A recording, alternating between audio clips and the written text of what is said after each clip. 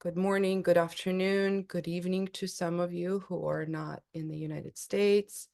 My name is Maya Tarashvili, and I am the director of Eurasia program here at the Foreign Policy Research Institute in Philadelphia. Today, we'll be talking about the conflict in Nagorno-Karabakh, and I'm joined by two of my colleagues, very serious, thoughtful scholars, very respectable scholars with whom I'm going to have a very respectful conversation. And I put emphasis on this because I want to ask our audience members to be active in the Q&A feature, but make sure that our conversation remains as respectful as possible, because this is indeed a rather sensitive issue, as all conflicts tend to be. So today I'm joined by Rick Landgraf, who is a U.S. Army officer, the managing editor of the Texas National Security Review, and most importantly, a fellow in the Eurasia program at the Foreign Policy Research Institute. He earned his PhD from the School of Public and International Affairs at Virginia Tech, and his dissertation focused on Ukraine and Georgia's partial integration into NATO from 2007 to 2020. We're also joined by Dr. Nareg Safarian, who received his PhD from the School of Public and International Affairs at Virginia Tech in 2023. He served on the faculty of the American University of Armenia between 2013 and 2016, and also taught at Virginia Tech during his graduate studies from 2019 to 2022. His published writings are available at naregsafarian.com, but also very importantly, his very recent published writing is available on FPRI's website, fpri.org. It's a report that Nareg and Walter, sorry, Rick, have co-authored on this conflict in Nagorno-Karabakh. The report was just published this morning. We will be sharing that with you in the webinar chat box, but it's also right there on fpri.org. That report is sort of a more in-depth version of the conversation we're about to have. So without taking too much longer, I just want to thank everyone for joining us today. Again, I want to encourage our audience members to use the Q&A feature to send in the questions. We'll get started with Rick's remarks, then turn it over to Nareg, and then we'll have a conversation in which I will incorporate as many of the audience questions as possible. So with that, let's get started. Rick, I will turn it over to you. Well, thank you, Maya, and thank you to the FPRI team, especially the Eurasia program, which has been my intellectual home as I transition out of the Army. And with that, I want to first offer a disclaimer that, of course, these views are my own and do not represent the position of the U.S. Army, Department of Defense, or the U.S. government. With that, and with it being January, a new year is often a time for new resolutions, renewed optimism. But this is a pessimistic report, admittedly. This is a report about an ongoing tragedy and the latest episode in an ongoing tragedy in a part of the world that doesn't receive as much attention from the West as it probably deserves. This is an ongoing humanitarian crisis that is unfolding and that is even prone to renewed escalation even after the events of this past September. So, some conflicts receive our urgent attention, and there's a lot going on right now in the world. Russia-Ukraine war, the war between Israel and Hamas, renewed violence in and around the Red Sea. Others, like Nagorno-Karabakh, are hidden away beneath the surface. They're popularly known as frozen conflicts, seemingly stuck in place in some sort of equilibrium, but nonetheless prone to renewed escalation, renewed violence. And that's because a permanent peace settlement is evasive and has not been reached. And that very much characterizes this conflict and other conflicts throughout the post-Soviet space and throughout the globe for that matter. First, what I want to touch on with our report is 3 points to kind of open up.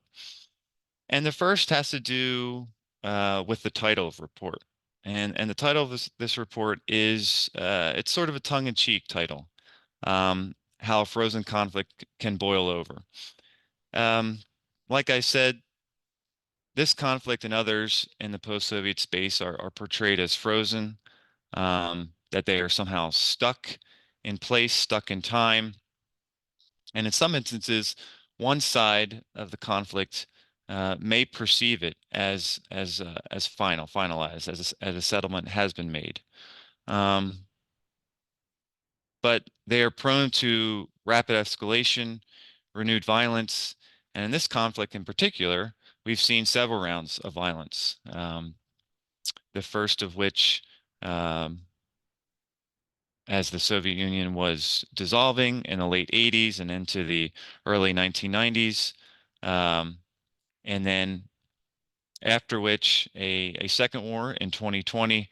And then this latest round of violence in September 2023. Throughout this period, there's been other simmering levels of violence. And a big cause of that is because a peaceful settlement has not been made.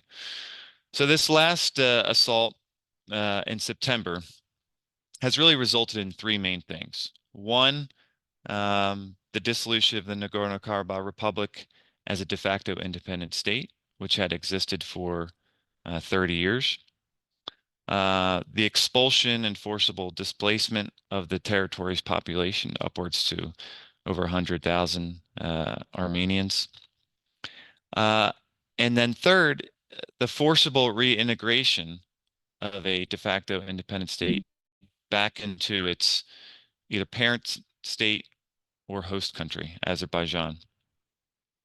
This has happened before in the post-Soviet space. The case of Chechnya being reabsorbed into the Russian Federation is another example of this phenomenon. So the second point I want to make is that this violence and violence before in this conflict and others has come out of changing regional and global power dynamics, specific to the time at hand. The first war from the late 80s, 1988 to 1994, took place amidst waning central authority in Moscow as the Soviet Union attempted to first liberalize and reform, which created a space for political dissent, not only in the South Caucasus, but across the Soviet Union. And at that time, and in the time here, we see in this latest round of violence in 2023, Russian power is weakening, and Russia is either unable or unwilling to arbitrate disputes between the primary parties in the conflict. And that brings me to the role of so-called great powers in this conflict and others, is that despite their involvement, and there has been quite a bit of involvement to varying levels of success, especially by the United States and France and Russia through the so-called Minsk group, is that outsiders cannot solve the conflict if the parties are unwilling to change or compromise themselves.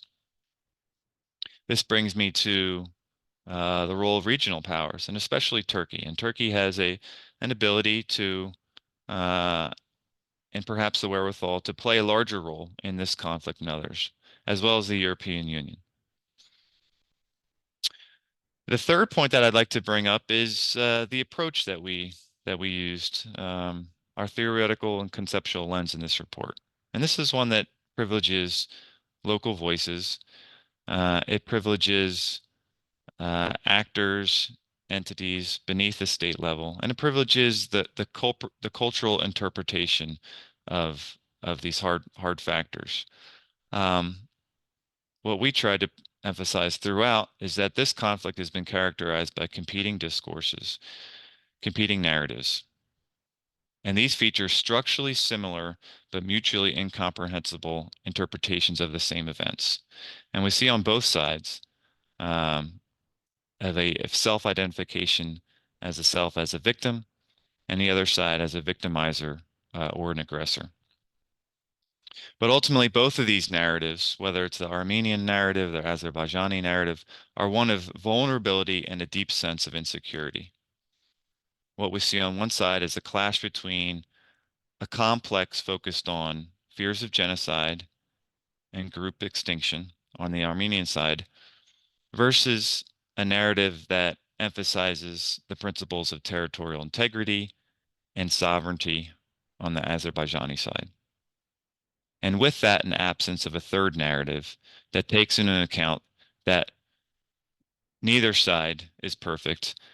There have been distortions of the truth on both sides, and that compromise is really the only way forward because, like it or not, these two countries need to coexist on the world map together.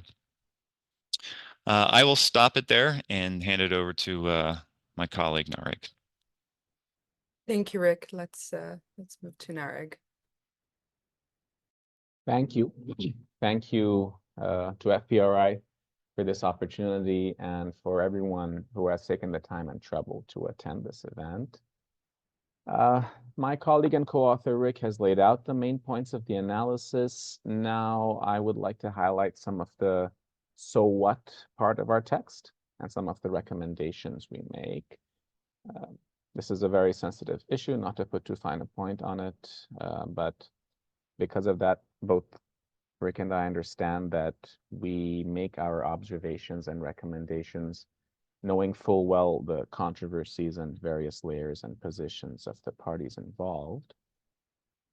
So the first point to highlight is the ongoing humanitarian crisis. Over 100,000 Armenians left their homes, and they face substantial needs: housing, work, education, healthcare.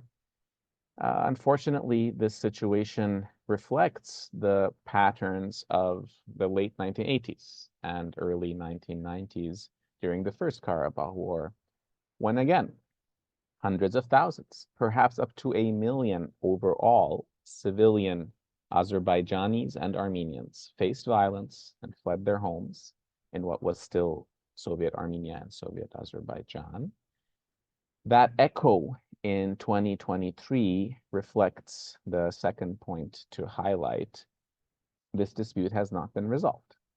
The parties to the conflict have still not come to an agreement, no peace treaty. In fact, lately, the rhetoric on those discussions has taken a downturn. President Aliyev of Azerbaijan gave a lengthy interview about a week ago and notched up the rhetoric, in particular about the so-called Zangezur corridor. So this point has been the most contentious since the Second Karabakh War. Azerbaijan has hinted at the establishment of a sovereign passageway to its exclave of Nakhichevan or Nakhchivan through Armenian territory. Azerbaijani forces have anyway infiltrated and occupied segments of the territory of Armenia since the spring of 2021. In a word, there is a real chance of renewed violence in the region, and it deserves attention, as Rick said. Another point to highlight is a more broad and more conceptual. The way the Nagorno-Karabakh conflict has almost always been framed pits two principles of public international law against one another: territorial integrity and national self-determination. The discourse around these principles has been very zero-sum and exclusive. So Rick and I raised the question in our report: how can we think about space and place in a way that is shared, that is civil and peaceful, that does not exclusively ethno-nationalize territory? This is not impossible. It has been the case in centuries and generations past, even in the Caucasus, and we have examples from different parts of the world where there have been accommodations for minority rights or other cultural, civil, legal arrangements. Unfortunately, also we have the opposite examples as well in many parts of the world. Again, more conceptually, the Nagorno-Karabakh issue reflects strongly the Israel-Palestine issue, which has become so destructive even as we speak. It echoes the Cyprus issue. Above all, I think we find this point the most salient. The rhetoric in Beijing vis-a-vis Taiwan strongly matches the rhetoric in Baku vis-a-vis Karabakh.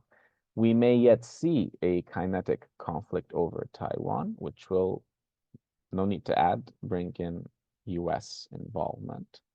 So in this context, one of the foundational principles of the global order has been violated. I must say, unfortunately, it has been violated yet again, namely the principle of non-use of force. So impunity in such actions will be a strong incentive for many regimes around the world to normalize the use of force in addressing their disputes. So how the United States and the international community deal with Karabakh could set the stage for what may yet still come to pass, whether it's Eastern Asia or in many places around the world. So how can Washington respond? We expect a strong partnership with the European Union and auxiliary bodies, certainly when it comes to dealing with the immediate humanitarian crisis. We also recommend a greater diplomatic footprint of the United States in the region. So, for example, the city of Kapan in southern Armenia, which is the provincial capital of Syunik or Zangezur, the territory across which Azerbaijan expects a connection with its exclave. So that city became home in October 2022 to an Iranian consulate general. This brings in, by the way, another regional player into the discussion besides Turkey. Russia and France both plan on likewise opening consulates in Kapan, and the United States could do the same as one step. The final suggestion to highlight here is the real possibility of the return of those 100,000 plus Armenian refugees to their homes. The Azerbaijani government has itself indeed offered citizenship to those who wish to acquire it, residency and citizenship, I mean, but it is not difficult to argue that the security and well-being of Armenians in Nagorno-Karabakh or in the rest of Azerbaijan needs some kind of oversight, some kind of guarantees, and an international mandate. So the US might take the lead on that. The Karabakh issue was perhaps the only major international conflict where Western actors and Moscow collaborated for decades. Maybe they did not always agree on everything, but they valued that partnership. It served as a powerful example, and at the moment, I know it seems highly unlikely to expect such collaboration again, but to put it kind of in a banal manner, geopolitics has never moved at as quick of a pace as it is now doing in our own time. So maybe Karabakh can yet again serve as the space where Washington, Moscow, and others can see eye to eye. I'll leave it at that. Thank you. Narek, thank you so much. Before we move on with further questions that I want to ask, there's a really good audience question. So I just want us to quickly clarify this notion that the use of frozen conflict as a term, we put it in quote marks for a reason in the title of the report, in the title of this event. Those of us who study the so-called frozen conflicts, the first thing we will say is that none of these conflicts are frozen.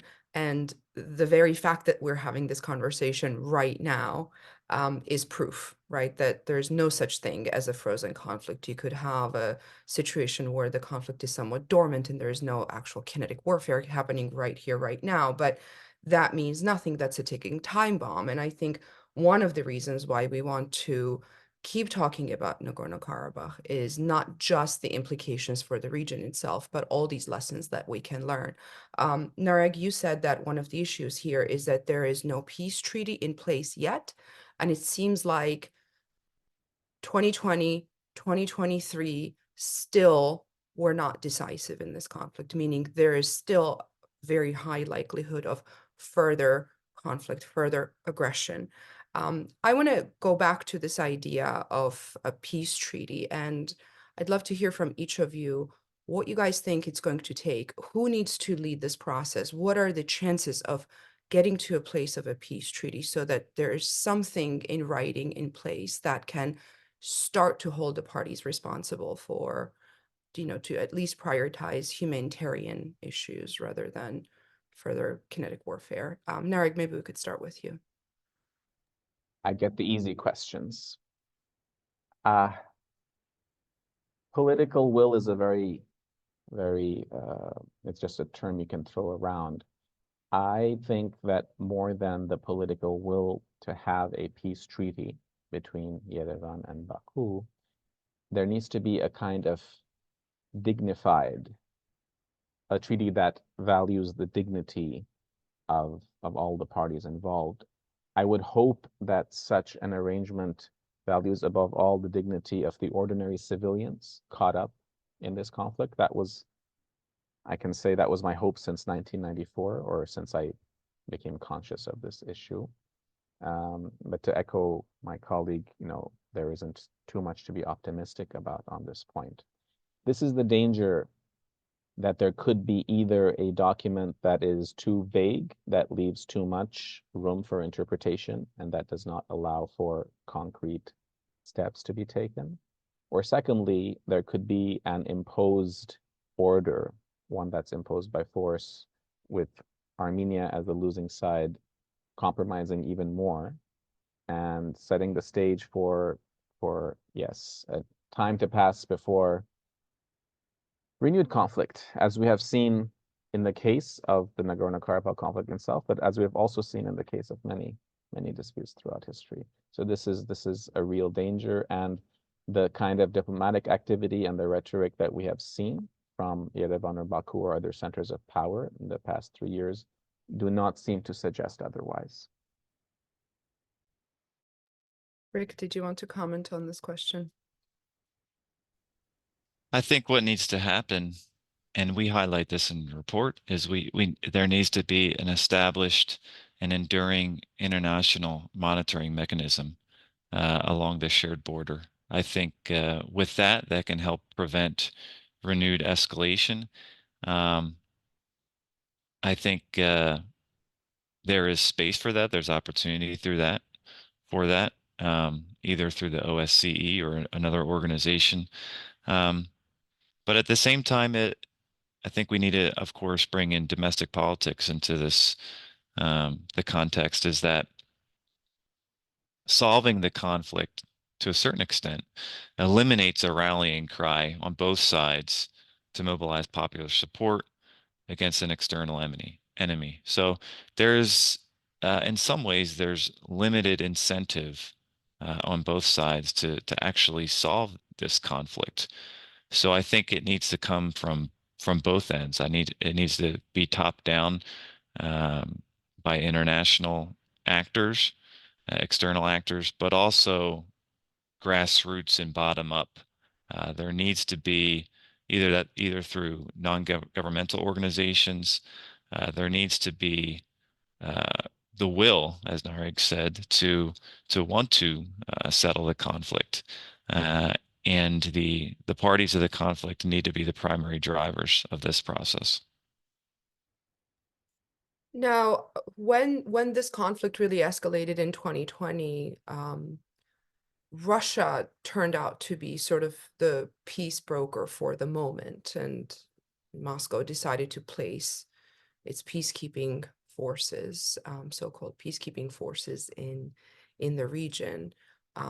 Obviously, the irony is not lost on me, because while Russia was keeping peace in Nagorno-Karabakh, it began to wage an atrocious war in Ukraine. However, I want us to talk a little bit about Russia's role in the region as a so-called security provider.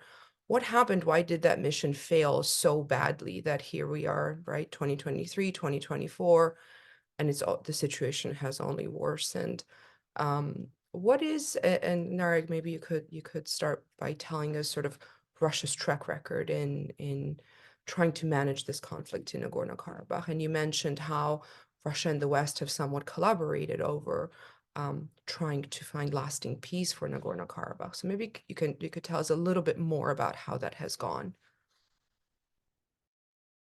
Well, I I tell this to my students all the time. It is a frustrating task to try to understand international affairs because many decisions are taken behind closed doors. Many, let's say, documents might be declassified in the future decades, so we might get some additional information, but there are also many things that we will never know. And so we can only work on what is publicly available information or what is publicly observable action. So when it comes to the Russian role in the region, it has a very long history and it has multiple layers. I would argue, for example, that one of the reasons why the war took place in 2020 is because the multiple ties among Yerevan, Moscow, and Baku became frayed after the change in leadership in Armenia in 2018. I think the quality and even the quantity of connections, let's say among the security services, economic ties, among oligarchs, if you will, they were of a different nature after 2018, and this made for a different dynamic. The involvement of Turkey, the closer involvement of Turkey in the region, and possibly the conflict in Syria, the Russia-Turkey dynamic, I think, is another important factor in what happened in the Caucasus and what continues to happen. So the longer track record is of an imperial Romanov presence into the South Caucasus in the early 19th century and a kind of imposition of order as seen from St. Petersburg and Moscow even into Soviet times. And that's why in the early 1990s, Moscow was still very much a presence in the region. And because of the weakened position after the collapse of the USSR, the Western presence was welcome. I think it was genuinely welcome, and I think that's what created the path for that connection to continue. But especially since the events in Crimea in 2014, those connections, right, have changed in quality. And so maybe they became less welcome, and maybe that's another reason why the mechanisms that could have been useful to prevent any renewed fighting, they became weaker. It is important, though, to acknowledge that there is no other power whose involvement in the South Caucasus is as deep and as broad as Moscow. There is a major effort by Western players to have a presence in the region, but there is a quite substantial, quantum leap between what Washington or Brussels or Paris can say or do in Armenia, Azerbaijan, or even Georgia, and what Moscow's footprint allows it. So I think this is something that needs to be acknowledged, and it can be a space to operationalize those ties and make them much more substantial, again, in the service of stability and peace. So that's where I think the visions have to match for that infrastructure to be once again mobilized. And right now, the attention in Moscow, no need to mention, is in another direction. Rick, what's your take on Russia's track record in keeping peace in the region so far? Well, Russia has, as Narek said, Russia has, I mean, like it or not, Russia has long-standing and legitimate national security interests in this region.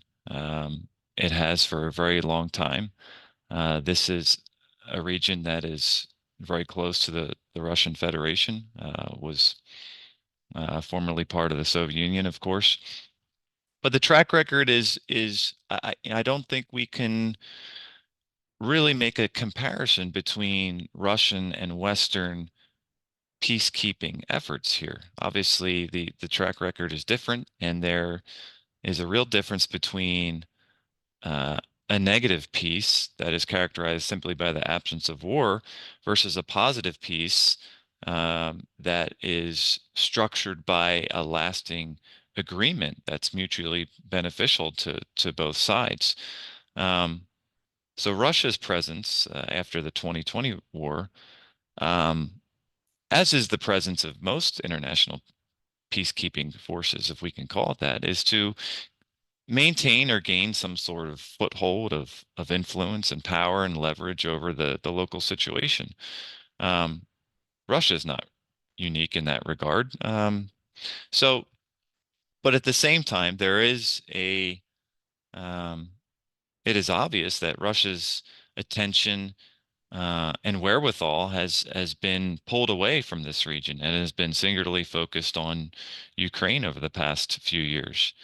Um, and with that, and with the fallout of Russia's full-scale invasion, we've seen shifting power dynamics. We've seen an ascendant Azerbaijan taking advantage of its new position as a major oil and gas provider to Europe, and Turkey's role, very important role in the region, important role within NATO and the possible enlargement of NATO, Turkey's longstanding um, relationship with the EU and the complications of that. Turkey can have tremendous leverage over this situation and can offer Armenia quite a bit as far as economically. But bringing back to Russia, Russia's role is also historically, it's been a external patron by extension of this conflict. And its role is different than the conflicts in South Ossetia or Abkhazia or the conflicts in Transnistria. Russia's role has been different here because Russia historically has been a security provider to Armenia through the relationship in the Collective Security Treaty Organization. But Russia had made it clear that no, the situation in Nagorno-Karabakh did not necessarily apply to a mutual defense agreement between Armenia and Russia because, well, Russia had not recognized Nagorno-Karabakh's independence and did in fact recognize it as part of internationally recognized Azerbaijani territory. So it didn't necessarily come in a factor as far as a like NATO has the Article 5 arrangement. So Russia's role is complicated and it is deeply entangled with this region, and Russia's role is changing in this region. And I think that's one of the reasons why you saw this renewed violence now is that there's a waning authority from Moscow. There's certainly distraction, and other parties are taking advantage of this new dynamic. If I could jump in again, because Rick Please. sparked a thought in my mind. One of the additional complications of this dispute is neither party can agree on who is an honest broker. There is mutual distrust between the parties. That's, one of the characteristics of any dispute. If we think about Russia as the long-standing hegemon, we acknowledge that. And for both Yerevan and Baku, there's good reason to pay attention to Moscow, but both have their suspicions about the national interests of Russia or their observations about the national interest of Russia. If we bring in Turkey as a major regional player, I don't have to tell anyone that in Yerevan, this is viewed with deep suspicion, right? There will be, it will be a very long road ahead to come to any kind of trust between Yerevan and Ankara. If we bring in Iran as another regional player, maybe not as hefty as the other two, but still there we have very different discourses and ideas in Yerevan and Baku vis-a-vis Tehran, very, very different. We can talk more about that if there is a need. And then when it comes to the West as well, so lately the relations between Azerbaijan and France have taken a nosedive for all sorts of reasons. The United States, it's a distant power, but it also has varieties of interests that don't lend themselves to portraying itself as the honest broker. Perhaps the EU. So we have seen the leadership of Armenia and Azerbaijan meeting under EU auspices more and more in the last year or two. Greg, let me ask you to pause right there because Yeah. there's an audience question I will ask so you can continue. So the question is, what is the position of the EU in a resolution, and which member country, if any, has shown the greatest interest? So please continue. Yes, well, the EU has become a much more active player in the conflict than it was before, and it has served as a neutral space for President Aliyev and Prime Minister Pashinyan to meet on numerous occasions. They have also met under Russian and American auspices. And actually, during the fighting in 2020 itself, they also met very much, they met in Moscow, in Washington, and in Paris during the fighting itself to come to a ceasefire. But now it's really the EU. So France, I just mentioned that France is having big diplomatic fallouts with Azerbaijan lately, but it's more the EU and the presidency and the commission. And here we see a couple of very interesting dynamics. One is a much vaunted oil and gas agreement with Azerbaijan as a way to bypass Russian sources of oil and gas following the war in Ukraine. There is a lot of skepticism on this score because a part of the Azerbaijani oil and gas, either the oil and gas itself or the ownership of their companies, is in fact Russian. So it's less of a bypass and more of a circumvention, depending on how you make the calculation. But there has been a lot of criticism on the EU also because of the rather discouraging human rights situation in Azerbaijan as well, and what that means for the relationship with the EU. And the second quiet, significant step taken by the EU has been the establishment of a border monitoring mission, just expanded yesterday. So there have been EU observers on the border with Armenia and Azerbaijan. On the Armenian side, Azerbaijan did not agree to have them on both sides. And so this has not been viewed very kindly in Moscow. So as Rick mentioned, Russia and Armenia are a part of the CSTO, the Collective Security Treaty Organization, and in principle, there could have been CSTO or Russian border observers. So this has been two significant steps taken by the EU in this regard. And the rhetoric has echoed the Western rhetoric of peace, stability, and support for the humanitarian crisis. So those were the policy points to highlight. Thank you very much, Nareg. I want to combine the next two questions for you, Rick. One asks, are we likely to see an increase in terrorist activity resulting from the fallout from the conflict? And I'll combine it with what lessons, insights are they that can or should be applied to other quote unquote frozen conflicts, i.e. South Ossetia, Abkhazia, Transnistria, Kosovo, Cyprus, Kashmir, Western Sahara. So Rick, let's start with you.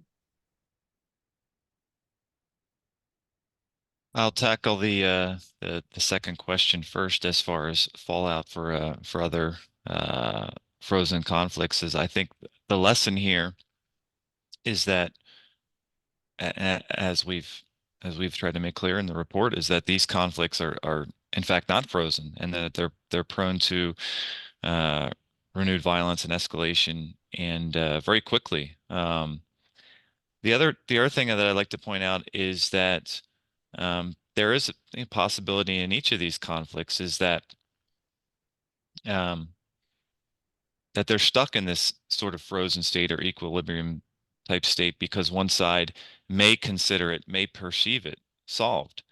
I'll take in the case of the conflicts in Georgia with Abkhazia and South Ossetia. And there is, potentiality that the people who live in the breakaway regions, the secessionist regions, do consider these conflicts solved. That they have successfully fought wars and separated from their quote unquote host or parent state, but that the Tbilisi doesn't necessarily see it that way. That these are occupied territories.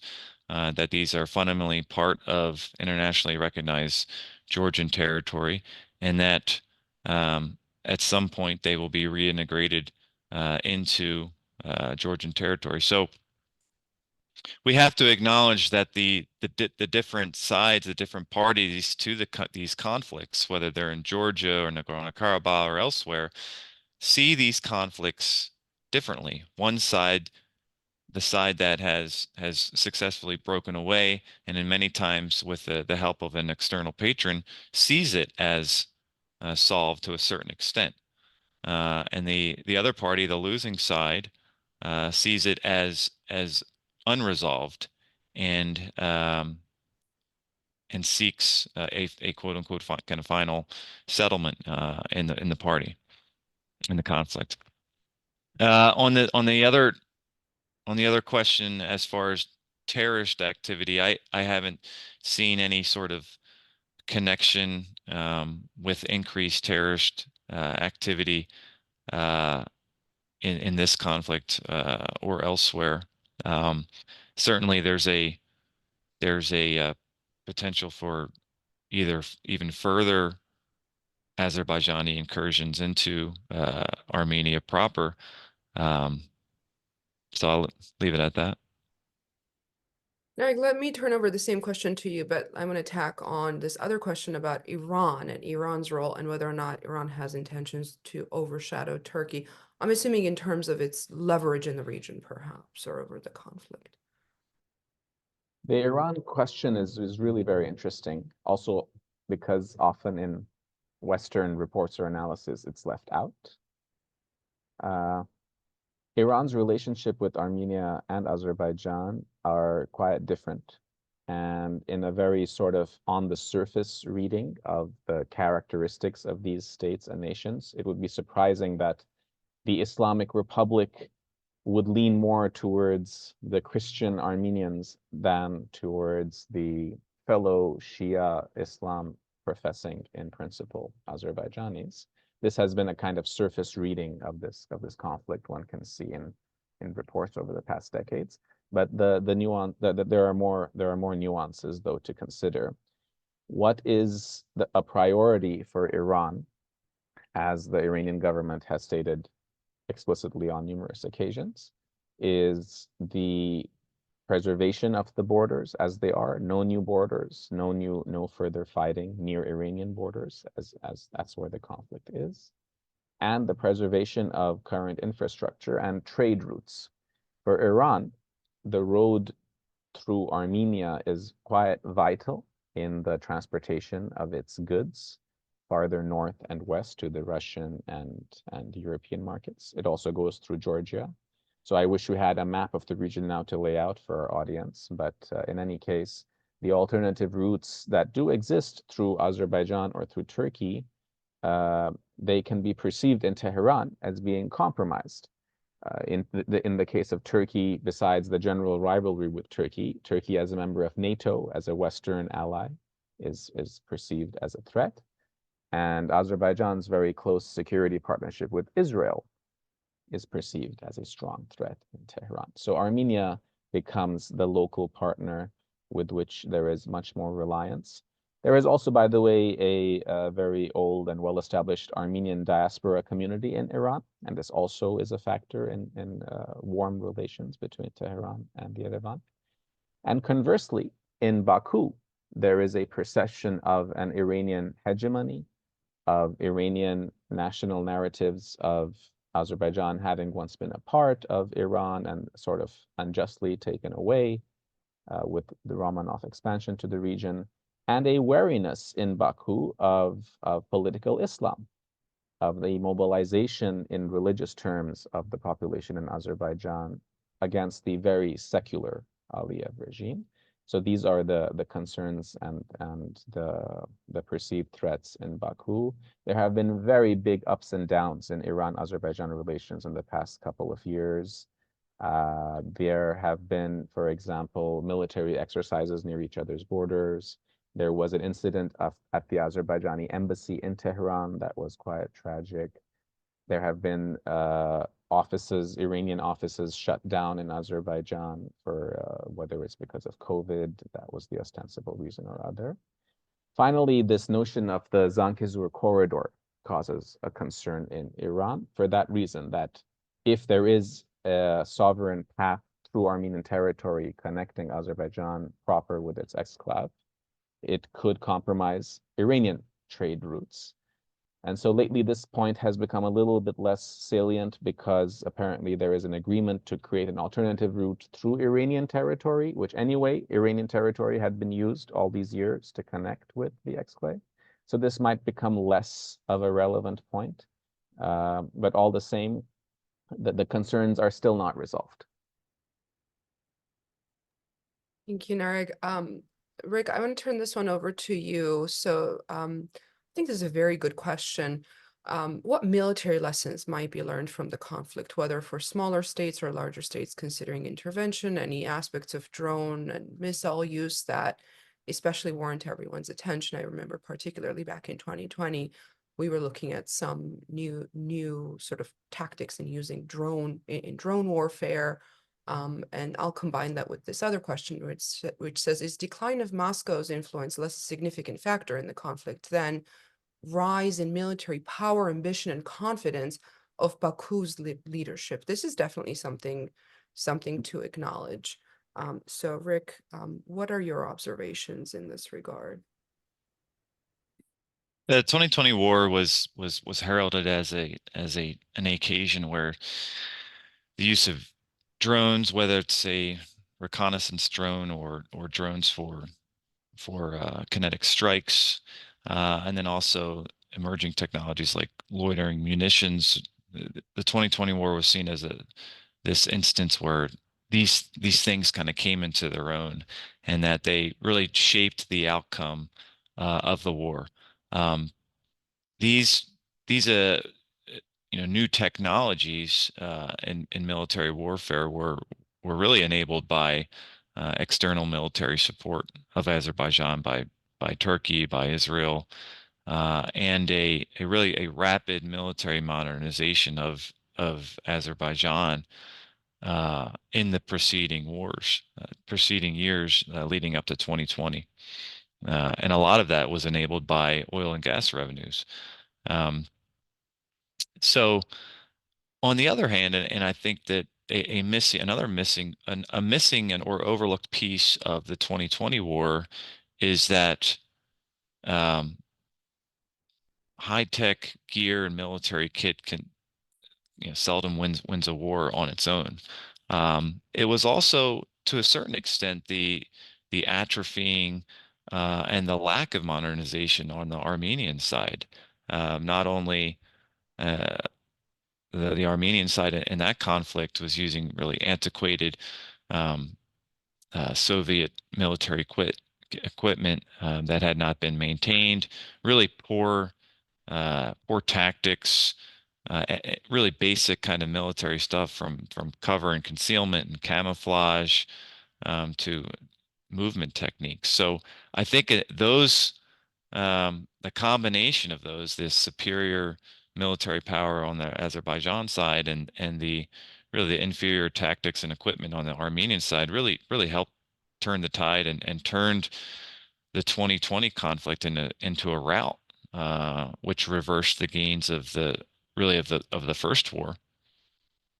Mike, can you remind me what the second part of that question was? It's about, how much is this about the rise in military power, ambition, and confidence of Baku's leadership, which I think you partly answered. But I think that has really come through, this confidence in their newfound military power on Baku's side.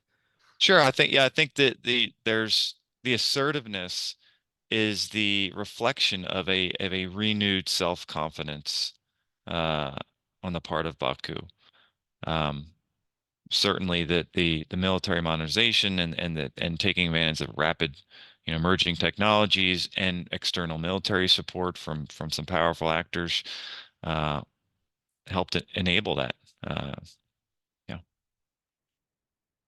On the other hand, we have a situation in Armenia where obviously Armenia is widely seen as the loser in this conflict, and that has caused quite a bit of grievance with the government domestically. Nareg, what do we know about, how this has affected Mr. Pashinyan, how this affected sort of the government stability, political stability within Armenia, and where do you see the situation heading for Armenia? I just want to quickly remind our audience members, just a few years ago, Armenia was on track to become an EU member, was going for an EU association agreement at the same time as Ukraine and Georgia were pursuing it. So over the recent years, there just has been this dramatic shift away from Armenia's supposed EU integration path, right? So the country's in a very different place now compared to what we were looking at a decade ago. But maybe you could shed a little light about the situation domestically in Armenia at the moment.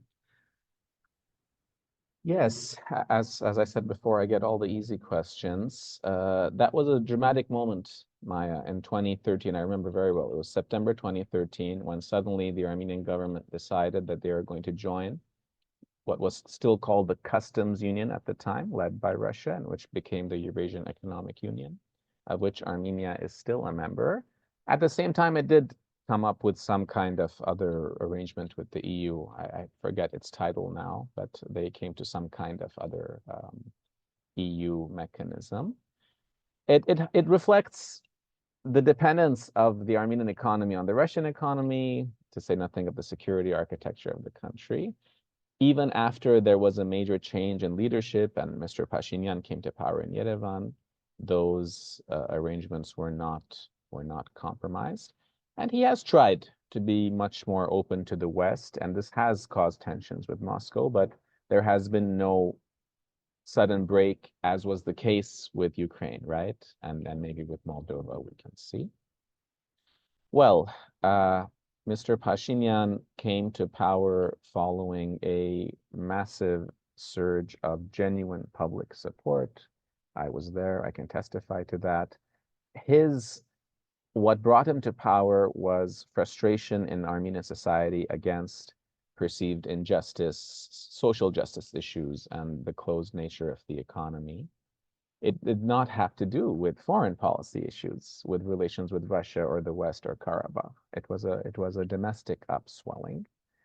And as it turned out, his handling of foreign policy issues, he and his team, they did not manage it. And we ended up where we ended up in the country. Following the defeat in 2020, there was in the summer in June 2021, there were extraordinary elections. And in fact, Mr. Pashinyan and his party returned to power. Now, a couple of nuances to point out here. First of all, the way elections are run in Armenia, the voting mechanism is a pretty convoluted system of direct and indirect, party lists and direct candidates. And then in the end, there is a percentage calculation of who gets how many seats in parliament. And that was one reason why just barely Pashinyan's party managed to win elections, as opposed to the elections that they won with an overwhelming majority a couple of years prior. So it is clear that Pashinyan's domestic popularity has definitely decreased significantly, unsurprisingly. But it's also clear that there are no serious alternatives to challenge him in Armenia. The challengers were the people who used to rule the country before, and they were kicked out for a reason. So they did not manage to mobilize enough. The defeat was not enough. In a purely domestic sense, it was not enough to remove Mr. Pashinyan from power. So his position remains tenuous. It remains unstable. But apparently, with the absence of substantial challengers, he and his team remain in power. There is always talk, always rumors of early elections in Armenia. There were early elections announced in Azerbaijan. There were going to be presidential elections in Azerbaijan in February that are extraordinary. They were a year and a half ahead of schedule. And here we see again reflected the exact tension you're referring to, Maya, this domestic versus foreign. I suspect Mr. Aliyev wishes to reconsolidate his position in power because I speculate no matter what kind of arrangements for a peace treaty are made, there is going to be compromise and there is going to be dissatisfaction both in Baku and in Yerevan. So maybe that's why there is incentives for both of those leaders to to secure their positions in order for there to be less likelihood of instability following any final arrangements. Thank you very much. I also just kind of want to acknowledge we've received a few comments like this, so I do want to acknowledge this sentiment that it seems there's no real reason for international players to help get this conflict settled. The current presidential election is focused on international issues such as Ukraine, Gaza, Israel, Taiwan, nothing about Armenia, Azerbaijan. Sad to say, until the conflict is really ugly, Western international players won't get moving. I hate to say it, the conflict has been very ugly and very tragic. But I mean, there's a big, that's one of the big reasons why we are having this conversation, because it does matter. This conflict has been overlooked for quite some time, hasn't really gotten a lot of attention in the news cycle because of all the other things happening.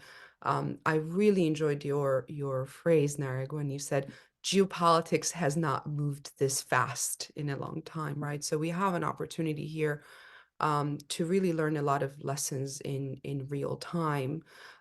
Rick, I want to combine that comment with a question about, how you see the US role in the region going forward, but also this question about both Armenia and Azerbaijan participate in NATO DEEP programs. I'm not sure what that means, the DEEP programs, but what role, if any, could NATO play in fostering a more stable dynamic in the region? And NATO sort of enlargement and NATO's Eastern policies are very much up your alley, Rick. So I will turn this question over to you. I think we have to acknowledge that the United States' ability to influence this conflict in particular is limited. I know that's a pessimistic view, but I think it's, given certainly the domestic political context here and the other international events swirling around, I think it's a realistic view. I think to a certain extent, a lot of things hang in the balance with the U.S. presidential election coming up at the end of the year, and what direction U.S. engagement toward Europe and toward the post-Soviet space will go. I think, and this is something that we highlight in the report, I think there is space, though, for the U.S. to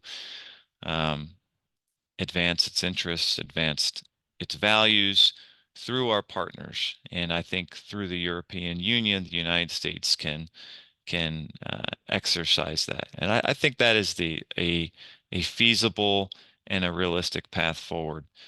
This is the European neighborhood. This is the eastern neighborhood of Europe, and Europe ought to should take a larger role in this conflict.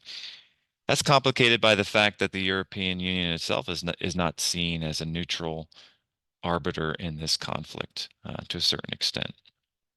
I think on the side of the local players, there is some reluctance to really engage with the United States on issues such as this.